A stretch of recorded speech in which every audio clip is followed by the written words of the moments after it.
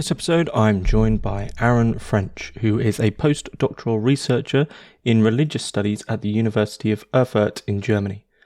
His main research focuses on the history of esotericism, the history and philosophy of science, sacred space and architecture, modern German philosophy, and science and technology studies.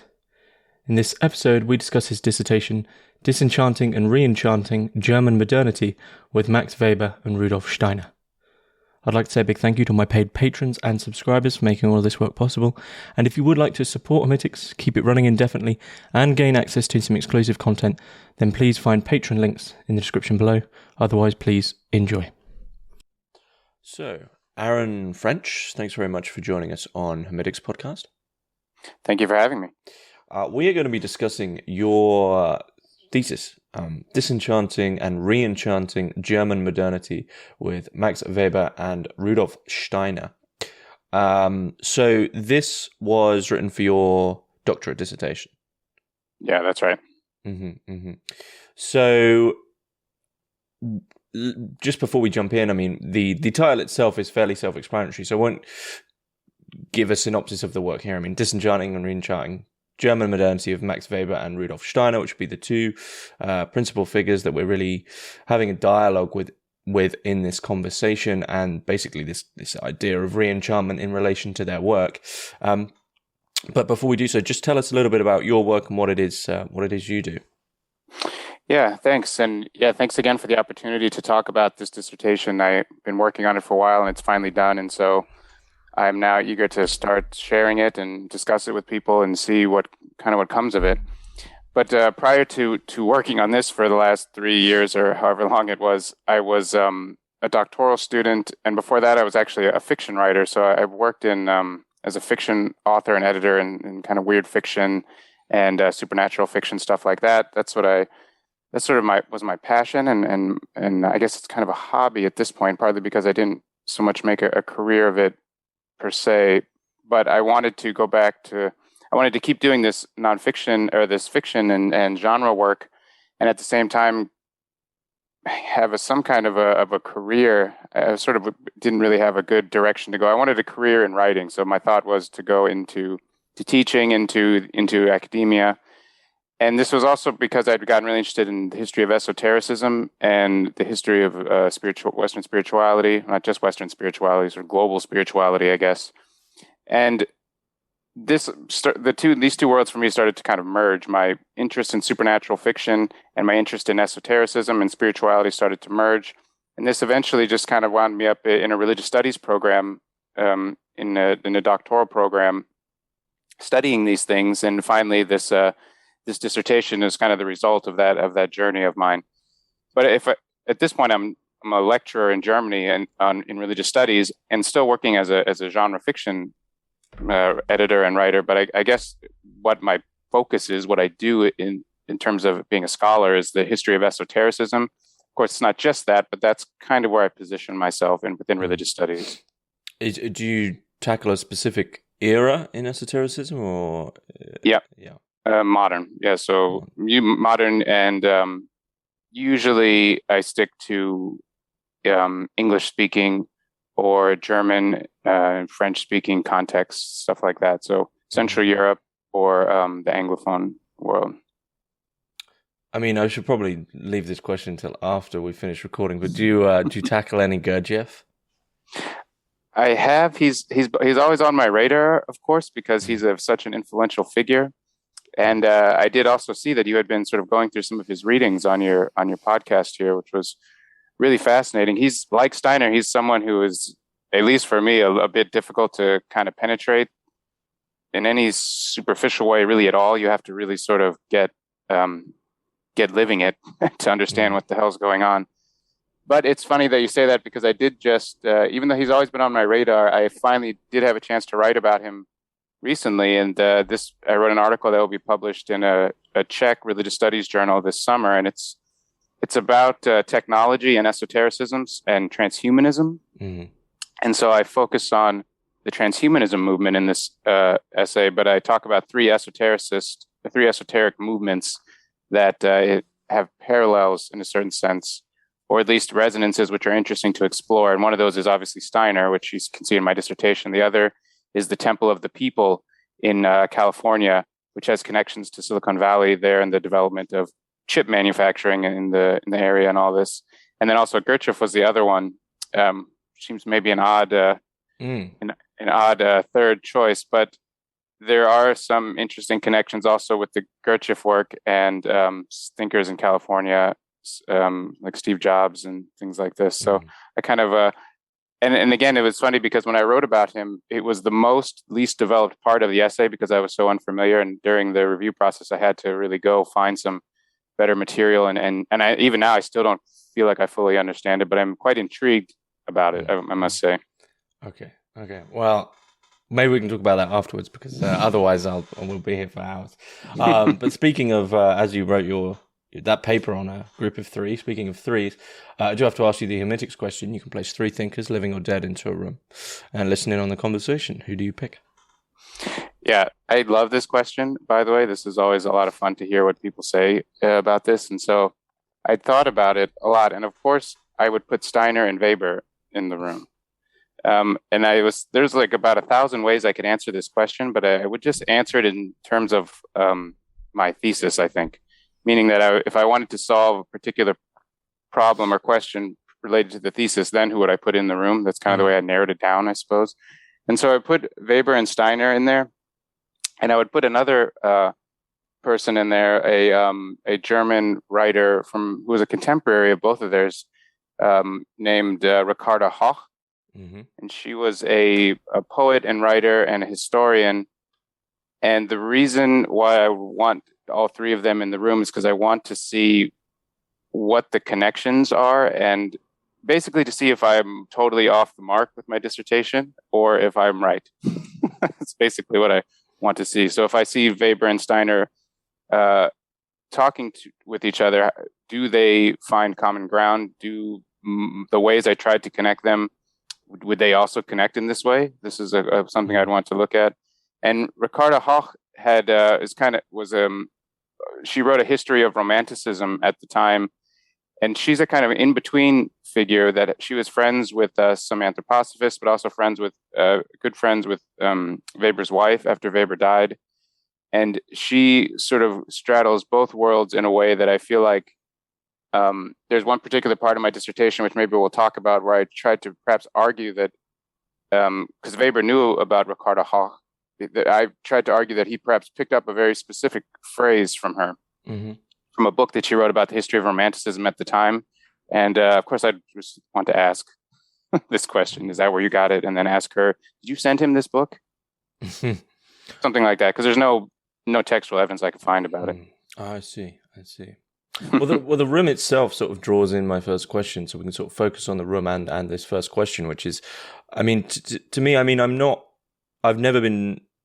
I read, I asked you for some books to catch up on Weber and Steiner, which I read, and the overlap between the two still seemed a little peculiar to me as to pick. There doesn't seem to be, I'm admittedly ignorant of perhaps some historical or philosophical context for this, but the overlap still seems peculiar even after reading your dissertation of Weber and Steiner. So what was it that immediately made you think these two need to have a discussion on paper? Yeah, and that's interesting, a question that you asked too, because it sort of shows that even me, after writing it, I'm still trying to, if I'm putting these people in the room, figure out if I was going down the right path or not. And I still think I was, at least if perhaps maybe not, it's hard to know historically because we can't be there, but theoretically, I still think going in this direction was still fruitful for scholars to think about. And partly for that is because they are so seemingly opposites, or seemingly the last two you would pick to try to do a comparative analysis of. And it was sort of a gradual process that I came to this. It wasn't my first choice, but I had a background in Steiner already when I went to graduate school. I, of course, knew about Weber, and as I studied the academic field of the study of esotericism, Weber's concept of disenchantment comes up quite a bit in this literature. So it struck me as really interesting that even though no one was talking about Weber in the History of Esotericism, they were just talking about his concept of disenchantment.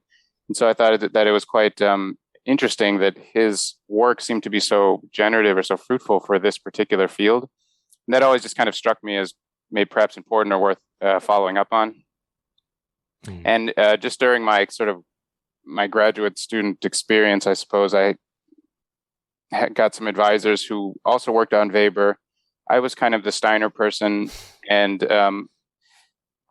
it was the idea to connect them actually first came about with the idea of connecting what they had said about China and about the East. And there is a sort of more perhaps noticeable connection there in terms of two Germans at the same time writing about China or writing about Eastern spirituality. So it sort of started from there, and that intrigued me. But as I dug in more and more, I did find that there was much more of a parallel than I had first even assumed. And so it seemed to get stronger the more I dug into both of their lives and really looked at their lives and looked at the similarities, and also looked at what they said. They said the things very differently. This is what I argue in the dissertation as well. They say the things differently, but they're part of the same context. They're part of the same culture, the same generation, and they had the same fears and worries, and they articulated them as intellectuals in very similar ways. What's so intriguing about it is then Steiner is sort of persona non grata in the university, whereas Weber became like supposedly one of the founding fathers of the discipline of sociology. So they both arrived at very different positions within the academy, which I also thought was like, wow, how did that happen? So those kinds of questions sort of drew me further and further into the research.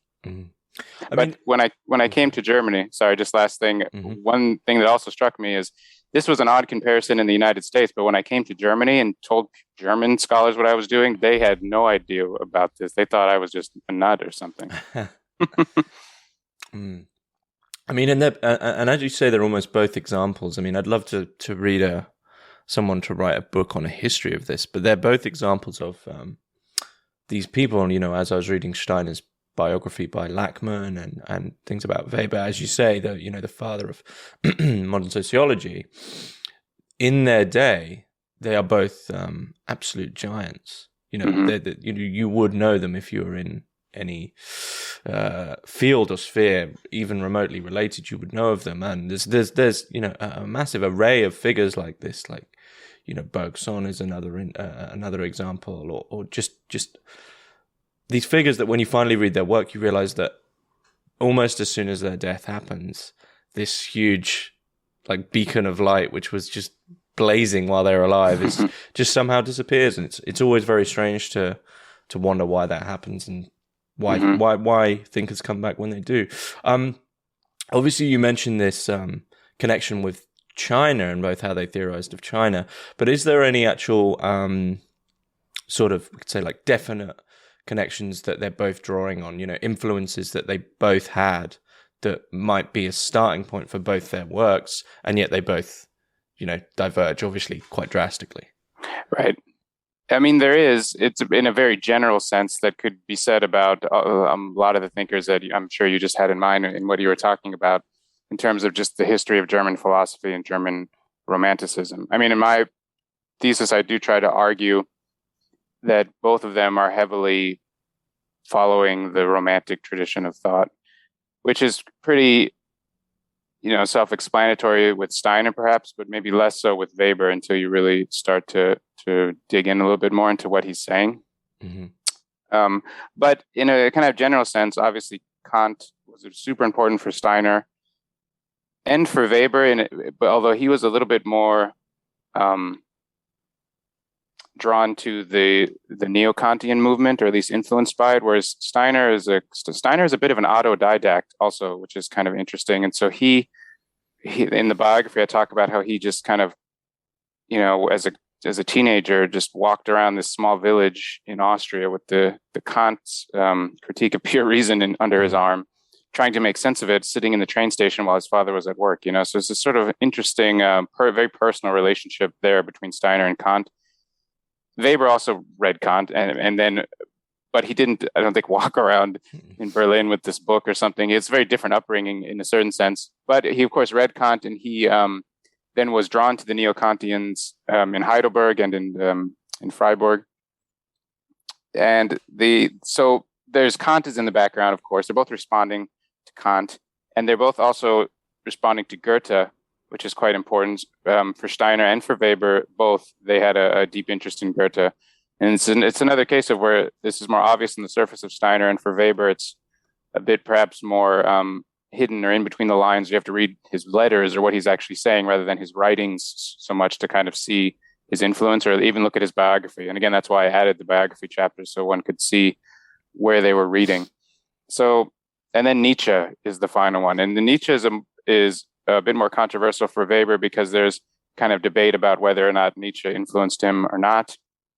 But there's like a couple quotes where he sort of is revealing, and then people try to use these quotes to say, aha, see, he was being influenced. He was responding to Nietzsche. He was influenced by Nietzsche. And I also think he was. So I think that those three thinkers, which are like the German, zeitgeist of this time, that those are three thinkers that I think they're both standing behind all three of them. There's like more minute, more local, either local or like contemporary and less literarily known as literary giants or something that they both also were in connection with. But these were kind of contemporaries of theirs that I think they're influenced by these people as well. Mm-hmm. And this is someone like Klages was around that we mentioned, that you mentioned in your email. And then this whole circle of these esotericists too. There's another person who was really popular at the time named Kaiserling, who was a kind of traveling esotericist German who gave classes and started this thing called the Schule der Weisheit in Darmstadt, which was a kind of like, they have this. There's like the school that Manly P. Hall set up in Los Angeles, for example. It's like something like that, just in Germany in 1915, where people went there. Hermann Hesse went there, writers and scholars went there, but mostly people went there who were reading and wanted to learn about the wisdom of the East and esotericism and stuff like that. So this particular figure, Kaiserling, influenced both Weber and Steiner. And then in Heidelberg, there was this poet, Stefan George, who had a circle of followers, I guess we would call them, around him. And these people also overlapped with Steiner's inner circle and Weber's inner circle. There were a lot of inner circles at this time in Germany. You find that this is, I don't know if the society still functions in this way. Perhaps it does, just a little bit more organized in a kind of corporate or bureaucratic way. But when you read this time period, it's almost like that people had a kind of like Weber had a kind of esoteric group. You just wouldn't call it that, but there was a select people that got to meet at his house and discuss these subjects that other people outside and even just average people in the city aren't discussing these, Mm-hmm. So I would kind of put all of that in there to say the context is overlapping in their influence, and then behind them are these kind of big German romantic thinkers. Do you feel there's a general pull or push from the academy to try, whatever the academy is, to try sideline these esoteric aspects and try pigeonhole thinkers into a more, I don't really know how to describe it, but a sort of philosophically acceptable and textbook, canonized definition of things. Mm-hmm. And there's often this willful ignorance of, well, hang on, are we going to talk about the fact that, they went off and did this really weird stuff in this era, right? Almost as I've said before, almost every philosopher has their sort of like dirty esoteric secret that the academy's like, we don't need to, like Kant with Swedenborg or Nietzsche with various things with Nietzsche. And Nietzsche was recently, I realized that he'd done a load of drugs, but blah, blah, blah. Do you feel that this stuff is, avoided? Yeah, I do. I don't think there's one reason for it. I mean, neatness, scholars want to be neat about everything, which is probably a bad move in a lot of cases, but there's a certain neatness that categorical neatness that is, especially in the 20th century, that I think was applied to a lot of these thinkers. And also, like the history of esotericism, which is the main point of my dissertation, is really to argue for the importance of esoteric thinkers and the history of esotericism being influential on non-esoteric thinkers like Weber. That's sort of the whole thrust of the thesis, and the the reason that I even make such a thesis is because that up until maybe 20, 30 years ago, there really was a huge sort of invisibility to all this esoteric stuff. I mean, the last 30 years, it's becoming even vogue in some sense, but it's still also rejected and looked down upon in certain academic circles for sure. But there is also a lot more openness to it, and a lot of people studying it and recognizing its importance. Like the number of scientists that were also practicing alchemists was a thing that you didn't talk about before, but now you can write a book about that and sell it, and usually will be pretty well received, and people will find it interesting. So I don't know why the change is there. I mean, I think it has to do something with the 20th century, for sure, is what I sort of argue in my dissertation. Like, why would someone like Steiner be so heavily censored? Then again, there are a lot of reasons for this. And why would Weber have been neatly packaged in this particular kind of box? Part of this had to do with the fallout from the two world wars. The Cold War that emerged, the Cold War world that emerged after that. So I think that's also part of it. Like in the dissertation, I talk a little bit about how the public Nuremberg trials were, in a certain sense, an argument about modernity. That there was this idea about how a society, how a culture does modernity right, and how they do it wrong. And one of the ways they do it wrong is giving into things like mysticism, irrationality, pseudoscience, all the things that usually can go right in there with esotericism. So I think that for the second half of the 20th century, not totally, because other guys got in there. Like Jung was in there for a while. He was doing good, but now he's been thrown out. But some people still managed to remain, but most of it, in my opinion, was sort of for a variety of reasons. Some are being historical, just kind of sidelined.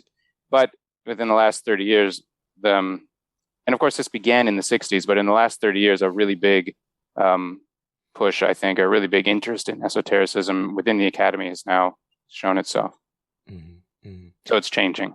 So you mentioned that elusive word, which comes up a lot on this podcast, modernity, and I think everyone I've talked to really has a different opinion on this. Some think it's this completely coherent, signifier, which we all understand. Some people don't think it exists at all. And obviously, your dissertation here is revolving around the idea of disenchantment and re-enchantment with regards to modernity, which is sort of the anchor of almost all modern philosophical conversations after Kant. Is what do we do with this elusive thing called modernity? And I guess the question would be twofold, which is, what is modernity for Steiner and Weber, and do you adhere to a sort of solidified idea of modernity? Yeah, it's a horrible question that is kind of. I mean, I can answer it for Steiner and Weber, but for me, it's an ongoing question, actually. And of course, it was there the whole way through writing this. But this is true of a lot of academic writing, where you're thinking, is any of this even real that I'm writing about? It's just most of it's not actually. All this is made up, such as modernity, such as the Renaissance. Anything that you're sort of starting to write about as a scholar is frequently constructed in some way. So that notion of modernity as being a constructed historical category, was of course there throughout my whole dissertation. I do have an idea about that, but first maybe I'll say something about Steiner and Weber, because for them, what I got to in writing about them and reading was that modernity is the sort of culmination of a process of rationalization. It's a technological historical process. I mean, the notion of the disenchantment of the world, that's modernity for Weber. It means it's related to the old kind of anthropological schema of history, of that there was like magical thinking, and then there was religious thinking, and then we finally got scientific thinking. And scientific thinking is indicative of modernity, technical scientific thinking. So for them, I think they're thinking very much along those lines, that modernity means a world in which a process of humans developing rationalization is sort of culminated in a peaked. and not in a good way, but peaked in a dangerous way that was now going to start going maybe down in the other direction. But this peak of rationalization had caused an over-reliance on scientific ways of thinking, which in turn, I argue, leads to an over-reliance on technology also. And so it's a kind of historical process that for both of them that is a sort of Western-driven thing, at least at the moment. It arrives in the West, even if it started in other cultures. Like Oswald Spengler talked about this. I mean, even Hegel talked about this in a certain sense. I mean, that's in the background too, that rationality might be developing in different cultures, but when these people are writing, when we're in modernity, then it's in the West. But it's in the West in a bad way, at least according to Steiner and Weber. And that was kind of the point I wanted to make with them. And then they argue from that position. Like the funny thing about modernity being disenchanted that some scholars have talked about, which is interesting to think about, is that these people who invoked the term, like Klages is a really good example of this, someone who invokes the idea that modernity is disenchanted sets the stage for the process of re-enchantment. If you argue that modernity is disenchantment, well, then it needs to be re-enchanted, and then you sort of can go from there. So it wasn't like it was always chemists arguing that the world was disenchantment. It was kind of cultural philosophers arguing this. So, but for me personally, I mean, I struggled with it, and I of course know lots of scholars who just would chuck the term out altogether. But because it was so close to Weber and Steiner, I felt it was important to stick with it. And I also do think there's still something with it, something in why it still maybe speaks something to us. And because clearly something happened. It's not like nothing happened. Something has happened. What is that something, what we're going to call it? I don't know. But modernity is one way that you could at least call what has happened to try to point to something as a descriptive thing. So I still think it has kind of value in that sense that the world is not the same as it was 2,000 years ago. Something has happened. Modernity is a way to kind of talk about that, but I'm more like, more sympathetic and more the way I would think about it is more in terms of like multiple modernities or alternative modernities. It's not like a monolithic thing. It can happen in different ways in different places and can look different.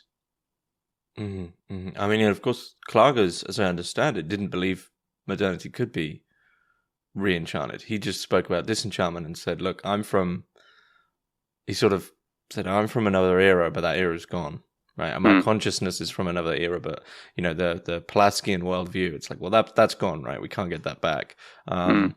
So, I mean, that's the big question. And I mean, it's probably good to try tackle it now because it is such a, monolithic question. Is if there is this position of disenchantment, what is it to re-enchant, and is that possible for Weber and Steiner, and all these questions surrounding that idea?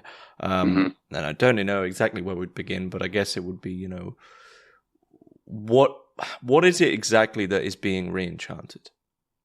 Yeah, it's a good question. Actually, I liked this one. I thought about this, and I have an answer, but we'll see if it's any good. But it did cause me to think about it in a new way that led me to another insight, which is there in the dissertation, which I hadn't quite had it in my mind so clearly.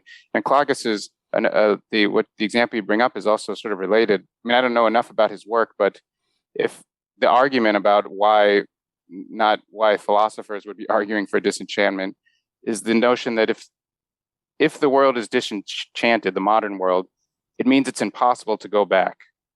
You can't go back to the Middle Ages or something. So therefore, you have to develop a new form of spirituality, some new religious impulse, some new philosophy that is spiritual, that's not going back, but that is like going forward. So I don't know if Klages was just sort of ended up in the modern world as a sort of anachronism and then stays that way, or if he had a kind of project for how to do something new, or something. But for both Weber and Steiner, really what it has to do with, actually, like for both of them, re-enchanting the world is about science, actually, because science is the thing that disenchanted the world for all these people. So the way you re-enchant the world for Weber and Steiner is you bring spirit back into science. Or the way I wrote it here is, see if I can find just my notes here. Yeah, they would say Geist. So Geist is this term in German that can mean a lot of things, not just spirits like in the spiritual world, but it also means thoughts, ideas, mentality, consciousness, these kinds of things. So if modern science and capitalism, which is for Weber and for Steiner connected, these two things, has disenchanted the world, then these things need to be kind of re-spiritualized and the world itself. But it has to do with science. So it's like both Weber and Steiner were working on something they called Geisteswissenschaft, which was a spiritual science. And for them, this is how you re-enchanted the world.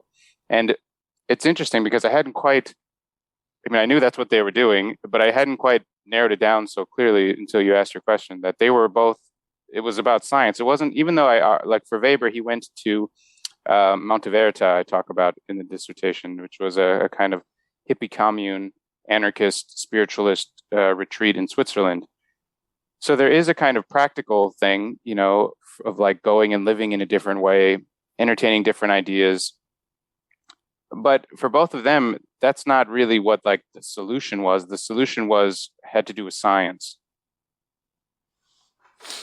Okay. And technology also plays a role between them both in relation to this idea of disenchantment, right? Yeah. I mean, so like another interesting thing you can kind of look at with what's happening around the time of Weber and Steiner is that technology and science are becoming much more closely linked together as kind of one thing rather than seen as totally separate. So it's like technical thinking, materialism is the way Steiner usually refers to it, mechanical thinking, calculation, systems thinking, then instantiated in materiality through machines, through technologies, but also through bureaucracy. Weber argues that this is a machine. When you structure the world in this sense, this is what causes the disenchantment. I mean, for Weber, what his very most clearest definition, well, in one place where what he says disenchantment is, it's the loss of magic. It's demagicking the world is what he says, and this is because science can't explain everything, and it can explain it in this rational way, and that even if something were to come in the future that we didn't understand, we would be able to explain it. So it would never be mysterious to us anymore. So that's also part of this mastery of the world through rationalization is also part of the disenchantment process. And for both of them, in my chapter on technology, I argue that technology is the kind of the materialization of this kind of thinking. And this notion of sort of a quantified reality, is this for Weber the iron cage, what he calls the iron cage, or is there a few more additions there? Yeah, essentially it's what it is. And I did want to say something about this, that the translation when this came over into English was the iron cage of reason. And so the reason is stuck right on there. So it's being stuck in a cage of reason. Of course, the term he uses is not the German word for cage. He calls it the Stahlharte Gehäuse, which is housing, a steel hard housing. So it's been pointed out, and I argued this as well, that it's not just that you've been thrown into a cage, but that your actual house in which you live and have your being has become a cage for you. And so it's also sort of infected your consciousness is kind of the idea there. And and it essentially has to do with rationalization for Weber. So for him, there has been this process of rationalization. All spheres of life have been rationalized over a process of time, which has led to this. And of course, they're applying this to the world and to Europe, but they're of course mostly talking about Europe. This has thrown Europe or the West into this Stahlhartes Gehäuse. It has to do with a particular kind of rationality also, which is a kind of means-end rationality, what Weber calls Zweckrationalität. And Zweck is the German word for kind of goal or aim. So it's a kind of rationality that doesn't care about religious stuff, doesn't care about spiritual stuff, doesn't care even about morality or ethics. It cares purely about outcome and efficiency and profit, things like this.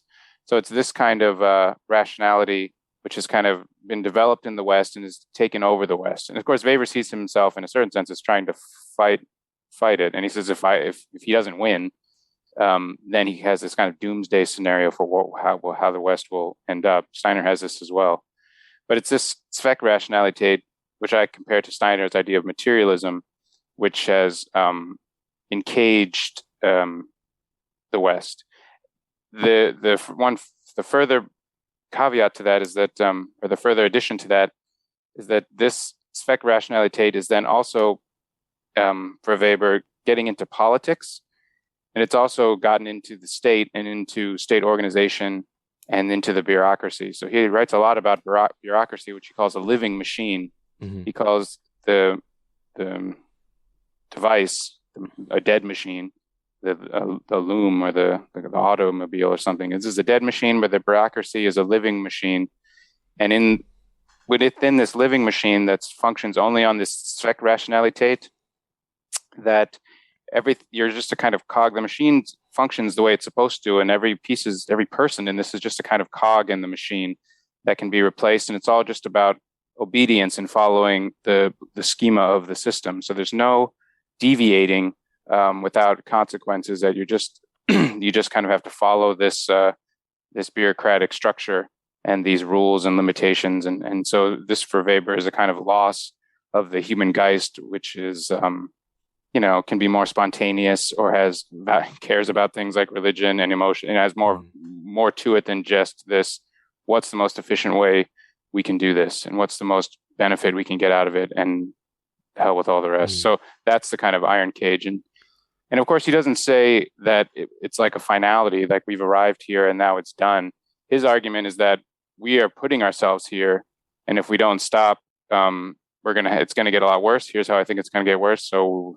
And here's how I think we can get out. One way I think we can get out of it. So he kind of, has a project too that he wants to argue for. I mean, it's interesting that you mentioned it's to do with, rationality, and everything's been rationalized, because it almost it does bring us back to Klages, who's, been, I'm not sure if he says himself, no, I'm fairly sure he does. He says that he's a rationalist philosopher, which, in the day and definitely after his time, sends up alarm bells of, certain political movements which rationalism has become connected to, and this idea of irrationality as basically being, I think really it seems this argument has its roots in the Enlightenment is still sort of stringing itself out even into our day, and still trying to sort of win its cause, even though, in relation to what we're talking about in certain aspects of life, it's definitely lost its cause, but there's nothing that's come in to replace it. So we're stuck in this problem of,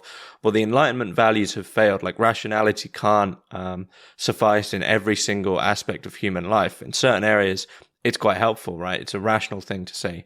I know it sounds silly, but to measure how much liquid one might want to buy at the store, that's a very helpful thing. But at the same time, you can't enter those same values into the mystical, into the esoteric. But as we're saying, because of disenchantment, we also can't go back to that other thing. So we're stuck in this sort of impasse where, okay, well, those values have failed. We can't go back to the old values. So, but we've also like denounced irrationalism generally. So how the hell do we get forward? Which has been, I don't know if any philosopher is really, every philosopher is tackling that problem, I think, in a certain way. But whether or not any of them have made any headway, maybe they have in their own small camp, but, or in their own lives. Exactly. Yeah.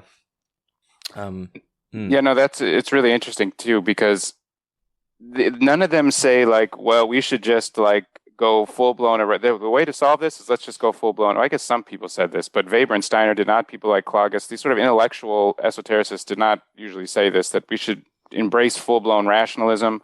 We should start committing violence. Do all the things that are not rational is the solution. None of them kind of go down that route. And in fact, like there were some more kind of radical people like this who were pretty self-destructive actually around Weber, and Weber didn't like them at all, and he denounced them. And Steiner too pointed a finger at the other occultists for being too opaque, too esoteric, too mystical, and kind of vague and dreamy. And so they both wanted to be rational. They both argued they were rational, but it was a different kind of rationality that I think that what they tried to argue. They tried to make a point about materialism is a certain kind of a rationality. Zweckrationalität is a certain kind of rationality. Geist ist Wissenschaft is also rational, but it includes the spiritual thing. So it is true that they all try to keep the rationality line going in a certain sense. So yeah, and I don't think that any of them have solved this problem. That's why the world is such a complete mess currently. But what's interesting about it is kind of brings in Nietzsche a little bit, that both of them, why I argued they were following Nietzsche a little bit, is that because we can't go back, and because rationality is here according to these thinkers, and it's not all bad, and it's a good thing. And plus, if you're a European thinker, it's a part of your Eurocentric, view and of pride that Europe has developed rationality. This is the Enlightenment thing. So you can't just chuck that out. So you try to come up with something new. So both Weber talks about the creation of new values out of the individual. Steiner also talks about this. This is, of course, what Nietzsche was on about. But yeah, so I think they both were trying to go down that path. I do think they made some interesting contributions that were potentially helpful. And perhaps you could even, one of the reasons why Steiner was so popular outside of the academy is because he had a bunch of practical ideas about how to do this, about how to rethink architecture, rethink pedagogy. Of course, Weber had this too, at least about pedagogy and science. So, there was a difference, but did it change the entire structure as a whole? It certainly didn't. And the entire structure just kind of seemed to get worse, especially after both of them died. Everything they were warning about basically happened in the Second World War. They both died around 1925. Mm-hmm. But it's interesting you mentioned materialism, because it's from their unique scientific outlook. They both sort of have had to have dealt with materialism, but not in a way that obviously is completely denouncing it. I think they both sort of admit, well, look, it's here. It's something we have to deal with. We can't just go straight back. In Steiner's case, she's saying, we can't just go straight to this wishy-washy, complete full-blown mysticism and just ignore this current that's coming in. So do they both have an agreement on the ensuing torrent of materialism, or do they differ there? Yeah, it's essentially, I tried to argue that it's the same, just kind of articulated differently. And of course, this dissertation is also a problem because the way that I describe Weber, a lot of Weberians would not be happy with. Mm-hmm. And the way that I describe Steiner, a lot of followers of Steiner would not be happy with. Mm-hmm. So I sort of was just a recipe for kind of, of course they'll like it and find insights in it, but it also goes against the grain of the kind of manufactured image of both of these thinkers. Mm-hmm. But I tried to argue that, Weber's talks more about disenchantment. He doesn't really talk about materialism the same way, where Steiner doesn't really talk about disenchantment, but he talks about materialism a lot. But of course, they both talk about matter and spirit and the relationship, and they're both concerned with science sort of producing the new meaning, so that science now is a sort of be all, the answer for everything, and that science is based on a kind of materialistic view of the world that doesn't take spirit or human Geist into account. So they're both kind of worried about that. But the way I tried to argue it is that for Weber, it's about this instrumental rationality. It's about this process of rationalization. It's about over reliance and over too much, trusting too much in science that produces this disenchanted world. For Steiner, it's the development of also a rationality which leads to materialism, which means for him the total sort of loss of the ability to interact or intuit or even experience a spiritual world, so that you can only comprehend the matter. And so both of them are sort of arriving at the same place here. And for both of them, this place where we've arrived, in which there is only sort of science and technology and matter, this place is like a prison. And it's going to get worse for both of them. And the way it's going to get worse, Weber calls this the polytheism of values, in which everyone just, because there's no sort of system which gives meaning anymore, and science can't produce meaning, it just produces matter, analysis of matter, of material processes, then people will have to make up their own values, but then everyone will just, the danger is everyone will make up their own values, and then just no one will agree and they will fight. Mm-hmm. And Steiner also says that because we've trusted in materialism to this point, and we have no sense of a kind of spiritual higher realm anymore, then what he calls the Krieg alle gegen alle, the war of all against all, is going to kind of be the logical conclusion of all of this, in which nobody can agree, everyone just thinks they're right, and everyone is just going to kind of fight with each other. So I sort of have to push their visions into neat little tracks to do this, but when I do that, I do see a kind of similar trajectory that they're both talking about and worried about. Both come where we came from and where they see us going. So really, they're both, we could say, post-death of God philosophers who are drawing in other aspects of what the death of God has brought about, be it, the technological state or disenchantment or the death of all values. And they both, it's always nice to try tie up a philosopher nicely. I understand that, but it's almost always impossible. Do either of them eventually, come to what we could consider a conclusion of what to do with this post-death of God world? Yeah, and this is an interesting question, where this is precisely what got Steiner into trouble and why he was thrown out of the academy, because he said he did. Whereas Weber never said this. Weber presented the problem and pointed towards what he thought were solutions, some of which were not very good, but he never threw himself into the doing so much. He was the scholar. He thought of himself as the Gelehrte, the scholar. He wanted to be a scholar. Mm-hmm. Steiner also wanted to be a scholar, but he was not afraid. He joined the Theosophical Society in 1902, and this basically, up to that point, he had for the most part, a respectable career as a thinker and a public intellectual. And as soon as he did this, that was the end of it. He was now, something else. But he didn't care. He seemed to just keep following this line. And then he threw himself into the arts. He made new buildings. Anyone who came to him, who asked for something, his response was not something like, well, I don't know if that's going to work. Let me think about this. It was always, do this. And he would give them something.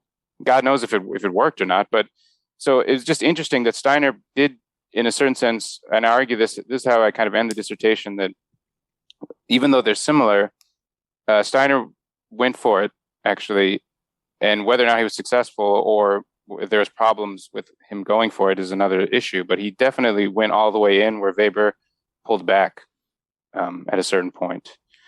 So within the academy, which is important to think about, because if both of these thinkers are saying that science, in a certain sense, is what needs to be re-enchanted to solve this, then both of them offered a program for that.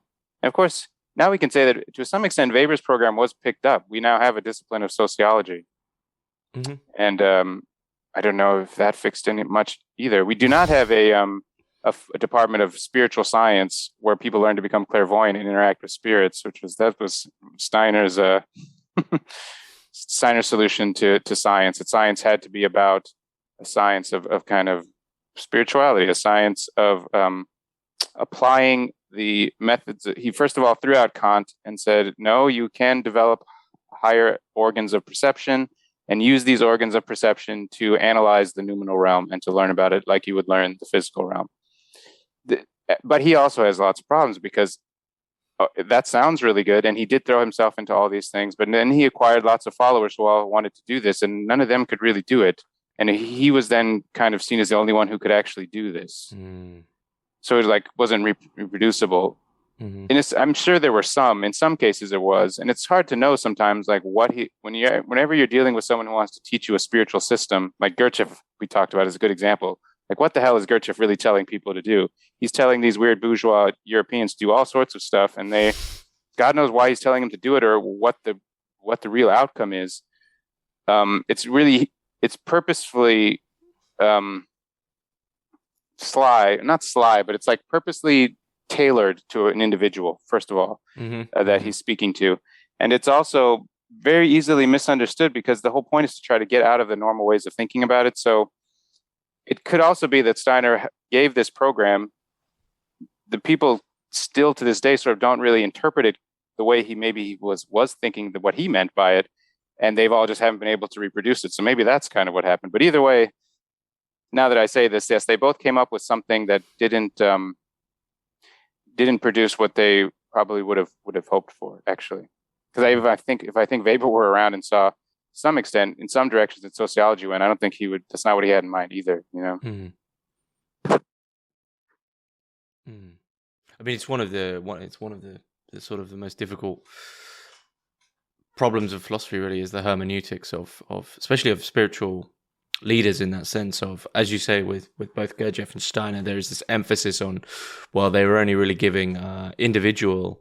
They probably did give. Well, they definitely gave communal things to do, but a lot of the emphasis often was on specific things for individuals, and it's very difficult to sort of replicate that. And once they're gone, unless like some who leave and they say, look, this person got it, they're now, which I think is, you know, when there's like a lineage and they say, look, this person got it, listen to them now. It's probably the safest thing for them to do. Even if that person then changes it, it doesn't become this sort of fragmented, I heard in recent years that there's like 30 different people who think they're the reincarnation of Aleister Crowley, for instance. So it's, it never finds its feet after the leader, the founder is gone. Well, and then we're in the realm of religion then, because this is arguably true of all religions, to a certain extent, even when they did. Talking about schism, I guess. Well, even when they appoint a follower or successor or something, who then changes it, there is this kind of like, as soon as the big one, the main one dies, there's always this kind of, it gets diluted or it changes, or even if it stays around, it doesn't. It's even actually going back to what you said at the beginning about these philosophers, when they die, that there's something definitely changes when the actual embodied being who is giving this out is gone. Maybe that's the way it's supposed to be.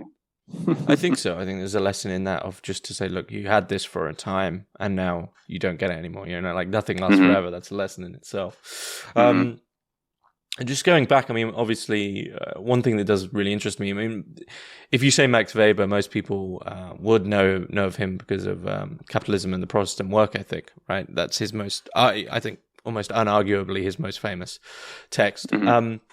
Does the form of disenchantment we're talking about relate to this discussion between, Protestantism, Catholicism, etc.? Yeah. I mean, absolutely. He saw the Protestants. I mean, another interesting thing about both of them is both of them have been critiqued as being kind of German nationalists at a certain point in their careers. And it's true that they both were very, concerned with Germany's fate and argued a lot about it, particularly during this really came about during World War I for obvious reasons. But they both also had this view that the Germany or Europe and Central Europe were the ones that screwed everything up also. So they're also kind of like, and maybe not even intentionally, but part of, in my opinion, why they're so concerned with Germany as well, I'm not denying the nationalist part, was because they could see how, from within their own culture, how they had contributed or caused this. So in the case of caused this disenchantment thing that we're talking about, and the kind of like in Weber's case, but Steiner is talking about this too. I mean, he's mostly attacking German scientists and philosophers in all of his writings, for the most part, as the ones who have given materialism to the world. And for Weber, he talked about Protestantism a lot as being the sort of vehicle that had brought in this kind of rationality that was this technical rationality that that paved the way for what he called modern capitalism. And this is another thing that just to think about is they talk about modern capitalism, which is different than a kind of pre-modern capitalism. So modern capitalism has a technological scientific basis for it. And it was this kind of capitalism that the development of the kind of rationality in the Weber saw in Protestantism as being the kind of the foundation, or at least like the kind of vehicle into which it was made manifest. Mm. And he says that for a variety of reasons, in that people who have read it must already know this, but I mean, the main thing is the sort of rationalization, the literal thinking, rationalization, that he says that the Catholics don't operate this way, that this was a kind of Protestant thing, but that he said Protestants also had a kind of inner aestheticism in which they wanted to kind of root out all of these the irrational, superstitious Catholic ways of thinking, and that there was this other aspect of it which he talks a lot about wealth accumulation. So that because you have this inner asceticism, you didn't lavishly spend money like the popes did or something,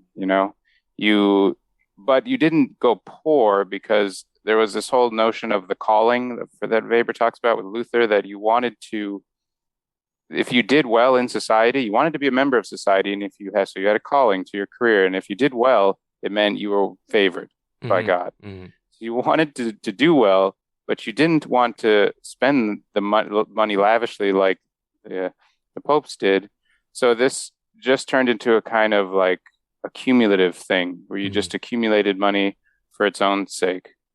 So there's kind of more to it than that, but that's a little bit of what he argues in that book. And he says that this process brings about capitalism, brings about a kind of this focus on the material, and that he then says at the end of it that it brings about the disenchantment of the world. What's interesting is he wrote that in 1904 before he had developed his ideas about disenchantment, and it's not in the original. He then, what I argue in the dissertation is that he thought about disenchantment as a concept. He had the idea there, but I argue that he really it crystallized what it meant to him around 1915 when he's interacting with all these esotericists in Switzerland and in Heidelberg and so forth. Mm-hmm. So in my opinion, he's thinking about disenchantment, maybe something like Re-Enchantment, as a response to interacting with and reading about and thinking and seeing what's going on with all these esotericists. And then when the book is republished again later, maybe it's just the essays, I can't remember how it first came out, but then he inserts this stuff about this particular phrase, Entzauberung der Welt, is then put in at the end of the Protestant, the spirit of capitalism, the Protestant ethics. So I think for Weber, and Steiner too, he doesn't talk about it in this way, but if you read Steiner's kind of history of thought, Luther and the Germans brought in this rationalism and this, which was, which was in some ways good, but then it had reached its peak in which it had lost everything but the kind of abstract quality of it. Mm-hmm. Well, I feel we've covered your thesis quite well. I mean, is there anything you'd like to add about it that you feel is critical that we've missed out? Well, the only thing that I think I would add, which is important, is at the end, the way I structured it was I give background to Steiner and Weber's biographies, and then I talked about Weber's time in Ascona and his interest in mysticism by itself, to kind of show just how interested he was in these things, and that he also tried some of these things out. And then I have my chapter on technology and the iron cage and disenchantment, and this is all kind of this leads to the problem for both of them that we've been talking about, this materialism and disenchantment. But the last chapter focuses on China, and what's interesting there, which I think is important, is it's a part of the solution for them, even though they both argued for a very German solution.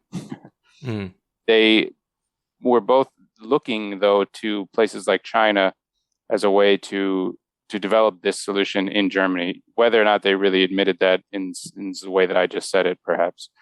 But like, for instance, Weber talks about capitalism, which brought about the disenchantment of the world, was not able to happen in China.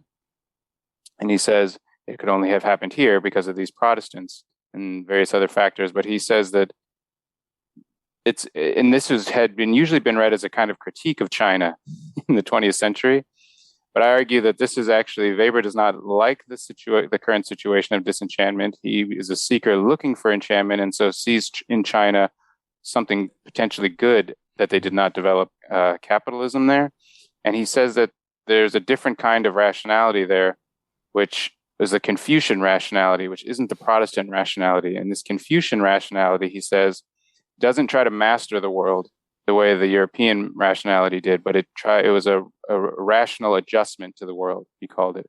So rather than you mastering the world, you adjust your being to the world it is. So he has a kind of an interesting line there, which again, these aren't things that didn't get so developed perhaps, but you could see him moving, in my opinion, in that direction to maybe there is another kind of rationality, and maybe it's outside, maybe it's not the way it is here everywhere.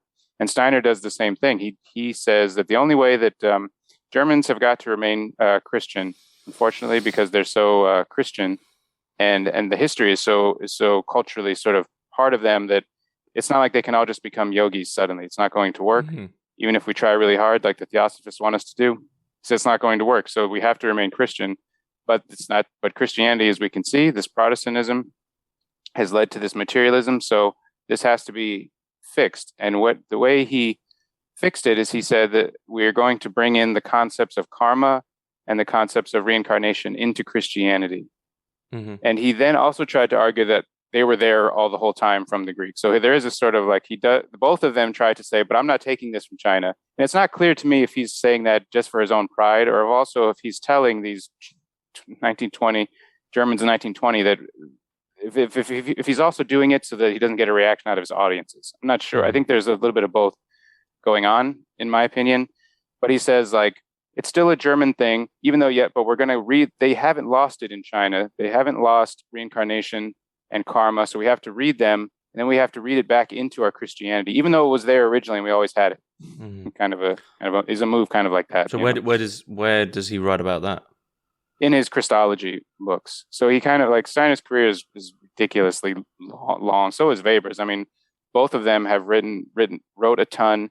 They were both kind of crazy people, I suppose. And so they just wrote all over the place, and it was sort of not organized, but not really. And a very interesting parallel too is when both of them died, they just had all of these things they'd written or said everywhere, and it was up to both of their wives to actually make a career, make a literary career out of them. So Steiner's second wife, Marie Steiner, she's the one who edited and collated and made it like a kind of coherent system out of Steiner. That is why we have him today. And the same was true of Weber, because Weber was actually an outcast in academia also, interestingly enough. And it was his wife who took all of these things and made a coherent system out of it after he died. But they both also started the process of forming him into a kind of particular image. So that's also just an interesting parallel. But anyway, for Steiner, he wrote his philosophical stuff. Then he became a theosophist and wrote about theosophy. A lot of the Christianity stuff is in there, but then this develops over time. I mean, the Christology part of anthroposophy is quite strong, and towards the end of his life, he's sort of trying to then throw out all of the theosophical terms and just sort of use his own terms. And at this point, he's really on this line that there's a new kind of, there's this esoteric kind of Christianity, new in the sense that it's now anthroposophy, meaning it's coming from human beings rather than from a church figure or a dogma or something, and that this is the way that Germany needs to go in this direction. And if it doesn't go in this direction, the whole world is doomed. I mean, this is where people call him a kind of like nationalist, that he says it's up to Germany. Germany has to do this for the sake of the whole world. It's Germany's mission to save the whole world. But in my opinion, this is also related to the way they're thinking about Germany causing this with Protestantism and everything, you know. So, like, for instance, if you wanted to read about just his Christology stuff, he has a lecture on each of the Gospels. So, a lecture series. So, it's like the Gospel of Mark, Gospel of Luke, and like the Gospel of Matthew, for instance. You pick up the Gospel of Matthew and you think, all right, I'm going to read about Matthew. He doesn't even start talking about Matthew until like the end. The whole first part is all about Buddhism. And then you think, what's going on with this? And he says in there things like, the Eightfold Path is highly superior to Kant's philosophy. And he says other things elsewhere. He says that only when Westerners are able to all master the Eightfold Path, only then will they be ready for this kind of Christianity that I'm talking about, to experience it really.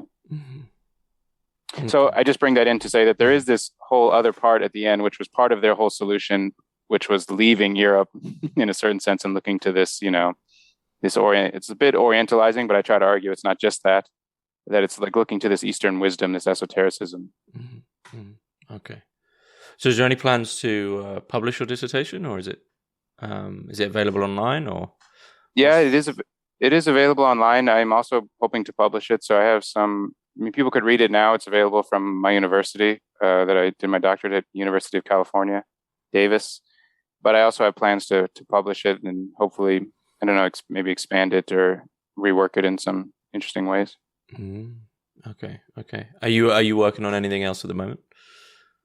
Yeah, I am actually. We're now on a postdoc, which is funny that it's similar actually. It's like, and I didn't intend for it to be similar, but it's almost like I'm doing a bit of a redo, where I'm comparing. I'm now comparing. It was originally just two architects, but now it's three European modern architects who are modern architects, Le Corbusier and Bruno Taut, mm-hmm. who are thought to be very unspiritually motivated mm-hmm. designers, perhaps. At least if you have maybe not an in-depth knowledge of them or background of them, and then I compare them with Steiner as an architect, as kind of creating a modern sacred space in Dornach at the Goethe Annum. And I tried to show, again, Steiner had some good ideas here with this architecture that maybe are not just irrational or weird or strange, but interesting. And both Le Corbusier and Bruno Taut were highly spiritual and highly influenced by esotericism. Mm-hmm. So it's kind of like round two of the same. Sounds interesting. When will? Yeah. Is that just begun? Yeah, it's just begun, but I'm sure I have to write a couple papers for it. So it's part of a larger project that hopefully will be a book in the next couple of years, but I'm going to be publishing some papers on it along the way for sure. Okay. Well, unless you've got anything else to add, I think that's a pretty good place to finish up. Yeah, no, it was a very good conversation. Thank you for having me. Aaron French, thanks very much.